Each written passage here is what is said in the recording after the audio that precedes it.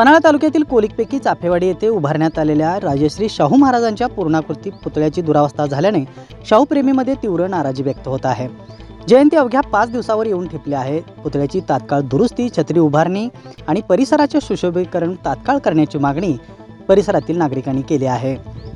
चाफेवाडी येथील राजश्री शाहू महाराजांच्या पुतळ्यावरील रंग पूर्णपणे उडाला असून चबुतऱ्यावरील फरशाही उखडल्या आहेत। पुतळ्यावर संरक्षणासाठी छत्री नसल्याने ऊन, वारा आणि पावसाचा थेट मारा होत आहे। परिणामी पुतळ्याचा चेहरा विद्रूप दिसू लागला आहे। राजश्री शाहू महाराजांचे या परिसराशी ऐतिहासिक नाते आहे। हत्ती संवर्धनासाठी त्यांनी कोलिक परिसरात मोठा प्रयोग राबवला होता।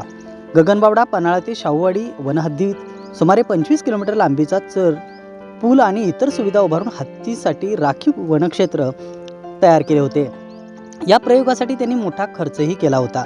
हा प्रयोग अयशस्वी ठरला असला तरी आजही त्या कामांच्या खुणा या परिसरात पाहायला मिळत आहेत। राजश्री शाहू महाराजांचे कार्य पुढील पिढीपर्यंत पोहोचावे या उद्देशाने पांडुरंग माने उर्फ राऊत मामा यांच्या पुढाकारानं 1974 साली परिसरातील नागरिकांच्या श्रमदानातून ब्रॉन्झचा पूर्णाकृती पुतळा उभारण्यात आला होता।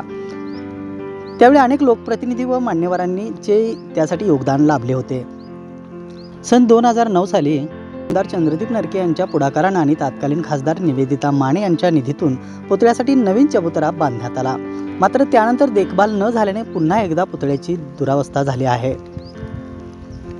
शाहूप्रेमींनी 26 जून रोजी होणाऱ्या राजश्री शाहू महाराजांच्या जयंतीपूर्वी शासनानं पुतळ्याचे रंगकाम, चबुतऱ्याची दुरुस्ती, संरक्षणासाठी छत्री उभारणी आणि परिसराचे सुशोभीकरण करण्याची मागणी केली आहे। तर पुतळा उभारणीसाठी पुढाकार घेणाऱ्या पांडुरंग माने यांचे नातू आणि कोल्हापूर महानगरपालिकेचे नगरसेवक राहुल माने यांनीही एका कार्यक्रमावेळी दिलेल्या आश्वासनाचीही आठवण स्थानिकांनी करून दिली। राजश्री शाहू महाराजांचे सामाजिक, शैक्षणिक आणि लोककल्याणकारी कार्य आजही प्रेरणादायी मानले जाते। अशा महान व्यक्तिमत्वाच्या स्मारकाची दुरावस्था थांबवून त्याचे संवर्धन करणे ही समाज आणि प्रशासनाची सामूहिक जबाबदारी असल्याची भावना स्थानिक नागरिकांनी व्यक्त केली आहे।